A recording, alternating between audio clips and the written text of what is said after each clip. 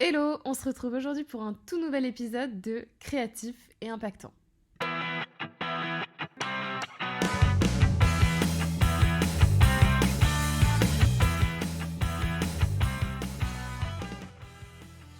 Ok, eh bien aujourd'hui on va parler d'un truc que je sais que tu rencontres probablement si tu crées du contenu pour ton business ou même d'ailleurs juste pour ton blog. L'idée c'est de se dire comment je peux écrire des posts ou des articles qui soient engagés évidemment sans y passer des heures. Parce qu'on est d'accord, le temps c'est précieux et on a mieux à faire que de passer 3 jours à rédiger un seul article. Alors certes, on a ChatGPT, mais on le sait, ça mérite des modifs, c'est génial entre guillemets à exploiter, mais il faut toujours revérifier et, euh, et structurer les choses correctement, pas avoir un ton trop solennel, trop spontané. Il faut vraiment qu'on vous reconnaisse dans la trame. Et ChatGPT, ce n'est pas vous, ce n'est pas votre personnalité. Donc voilà, petit rappel d'ailleurs de toujours personnaliser les contenus que l'on fait, quand bien même c'est une grande aide. Donc, on le sait. Donc, je vais parler du problème. Les articles ou les posts engageants, c'est hyper important pour notre stratégie de contenu. Moi, je sais que malheureusement, j'ai pas encore le temps de me consacrer à mon blog, mais sincèrement, si vous déléguez certains aspects de votre business, faites-le. Rédigez des articles parce que c'est hyper important pour le référencement. Je suis experte SEO, donc je le sais très bien qu'un site, c'est absolument fabuleux, mais quand on le nourrit d'articles, bah, c'est ultra puissant.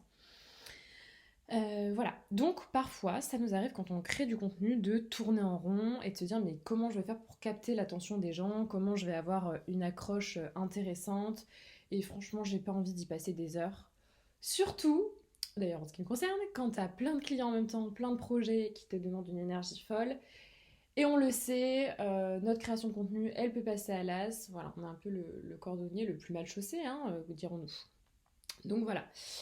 Je vais t'aider à avoir une structure qui soit à peu près simple et que tu puisses l'avoir sous le coude quand tu es en manque d'idées. Donc, solution numéro 1, je te conseille d'organiser tes idées avant de commencer. Pourquoi? Parce que souvent je vois que les gens se lancent tête baissée dans leur article ou leur post et je pense que ce n'est pas une bonne chose.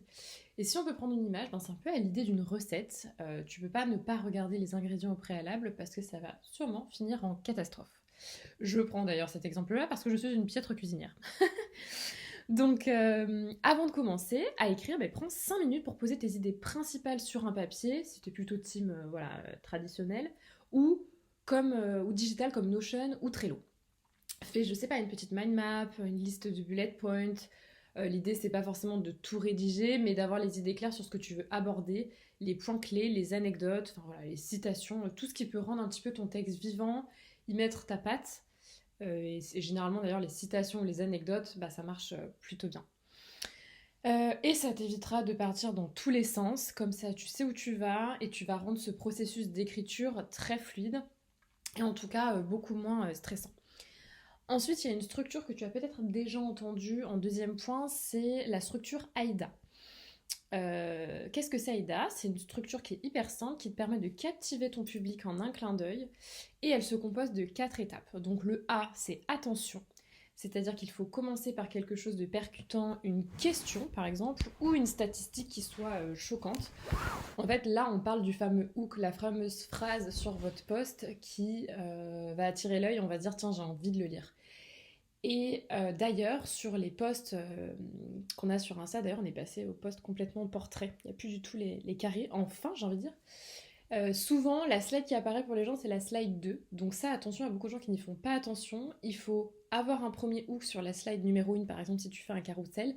Mais sur la slide 2, il faut que tu reformules la première phrase enfin, de la slide 1, dite autrement pour que pareil, ce soit percutant. En fait, les deux premières slides, ce sont des hooks, dits de différentes façons, entre guillemets. Parce que Insta peut afficher l'une ou l'autre. Voilà. Ensuite, on a le I pour intérêt, donc c'est-à-dire de rendre ton sujet pertinent pour ton public. Pourquoi devrait-elle continuer à le lire? Pourquoi ton audience, pardon, devrait-elle continuer à lire ton contenu?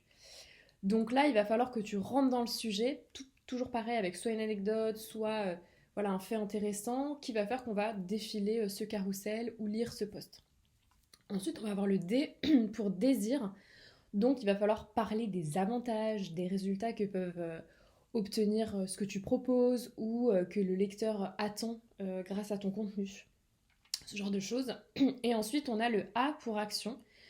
Donc, c'est-à-dire de terminer par une action claire. Donc, c'est-à-dire mettre ce fameux CTA, donc Call to Action. C'est le bouton qui redirige vers tes contenus. Donc, ça peut être s'abonner, télécharger un contenu, un lead magnet ou quelque chose comme ça, un freebie, ou commenter. Voilà, ça peut se mettre en fin de carrousel, sur un réel, voilà, renvoyer vers la bio, vers ton site, pour que ce soit efficace. Donc on répète, A pour attention, I pour intérêt, D pour désir, A pour action, AIDA. Voilà, et cette structure, elle va te guider dans l'écriture de ton article ou de ton post, toujours pareil, qui va te permettre de captiver, de convaincre ton lecteur sans perdre de temps à chercher une logique. Il faut que ça se soit rentré dans ta tête. Alors je sais que ça peut être le cas pour certains, et tant mieux, mais il faut vraiment se dire qu'un post, déjà, pour moi c'est primordial, c'est le hook. Le hook et le fait de rentrer dans le sujet, ça doit être hyper impactant. Et il faut que ça vous ressemble, toujours pareil. Ensuite, solution numéro 3, ne pas chercher la perfection dès le début. Que tu sois sur Insta depuis 1 mois, 2 mois, 3 mois, bon, voilà, on n'a pas tous le même niveau, mais dans tous les cas, si tu commences, on se comprend, on a toute cette envie d'écrire un truc parfait, mais je vais te dire un secret, pour moi, le premier brouillon n'a pas à être parfait, même pour tous les posts qu'on va rédiger, qu'on soit expérimenté. Le but, c'est pas de faire une œuvre d'art, c'est de laisser un petit peu son flow créatif s'exprimer, d'écrire d'abord sans trop de forme, voilà, des bullet points ou des phrases qui nous parlent, et une fois qu'on a fini le brouillon, eh ben on va faire vulgairement le ménage, on va peaufiner les transitions, ajouter des titres, optimiser ce fameux hook, et le SEO, voilà, pour que ce soit intéressant pour Google. Et pourquoi moi je procède comme ça, c'est parce que ça m'évite d'être bloquée à chaque phrase, et voilà, d'aller plus vite en fait. Je pourrais toujours peaufiner après, donc l'important c'est d'avoir juste un premier jet qui soit vraiment soi, et souvent dans les premières idées, on a une façon de parler qui est vraiment nous, qui est brute. Quand on est, entre guillemets, détaché de la perfection, on écrit un truc un peu à la con, des grandes idées, mais il y a toujours des choses à garder dans ces premiers brouillons. Voilà. Ok, donc ça c'est une structure, dirons-nous, un petit peu plus scolaire, mais qui s'applique très bien. Maintenant, si tu souhaites une technique peut-être un peu plus explicite, plus détaillée, j'avais fait un post LinkedIn sur le sujet, donc n'hésitez pas d'ailleurs à aller me suivre pour ceux qui ne me suivent pas sur LinkedIn. Donc ce serait, j'avais fait un post sur les astuces de SEO pour booster la visibilité de ces contenus. Et non, ce n'est pas seulement ajouter des mots-clés d'ailleurs. Donc j'avais parlé de la structure basique du site, donc c'est accroche, corps de la page, CTA, toujours pareil. Mais moi, ce que j'aimerais aussi pour les posts, en fait, résumé, c'est on a le hook, tu peux noter ces choses-là. Le hook attire l'attention. Constat marquant, numéro 2, en plus du hook, c'est-à-dire une phrase qui crée un choc, un déclic et qui appuie sur le hook. Ensuite, on a le contexte, faire comprendre l'importance du sujet. Explication, ce que le lecteur doit apprendre. Développement avec des détails concrets et des exemples. Et ensuite, la conclusion et la morale, donc ce que le lecteur doit retenir. Et le CTA pour guider le lecteur. Donc hook, constat marquant, contexte, explication, développement, conclusion, CTA. Donc voilà, ça c'était quelque chose que j'avais exprimé sur mon LinkedIn. Donc j'avais mis cet exemple. Le titre c'est, l'exemple ce serait voici pourquoi il ne faut jamais sous-estimer l'importance du SEO. Le hook, c'était pourquoi ton contenu génial reste-t-il invisible. Donc voilà, c'est la même façon de le dire, mais beaucoup plus impactante. Le constat, le SEO est souvent le maillon manquant pour atteindre ton audience.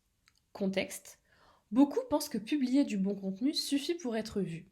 Pourtant, sans une stratégie SEO solide, même le meilleur contenu risque de rester dans l'ombre. Explication, le SEO, c'est l'art de rendre ton contenu non seulement visible, mais irrésistible pour les moteurs de recherche. Développement, donc là je l'ai fait en 4 bullet points. Premier bullet point, recherche de mots-clés, on est toujours dans le développement. Utilise des outils comme Ahrefs ou SEMrush pour identifier les mots-clés pertinents et les intégrer naturellement dans ton contenu. 2. Optimisation on-page, assure-toi que les titres, métadescription et elles sont optimisés. 3. Backlink, crée des liens de qualité pointant vers ton site pour augmenter ton autorité. 4. UX et mobile friendly, Google privilégie les sites rapides et adaptés au mobile. On arrive à la conclusion morale, et là je dis, le SEO est une compétence incontournable pour quiconque souhaite réussir en ligne. Ne laisse pas ton contenu dans l'oubli, faute de visibilité. CTA, donc le petit bouton d'action, fais briller ton contenu. Voilà. Donc ça, c'est un exemple que vous pouvez exploiter. C'était pour vous montrer un petit peu comment ça s'applique. Une fois qu'on a ça, ou constat, contexte, explication, développement, conclusion, CTA, on est good.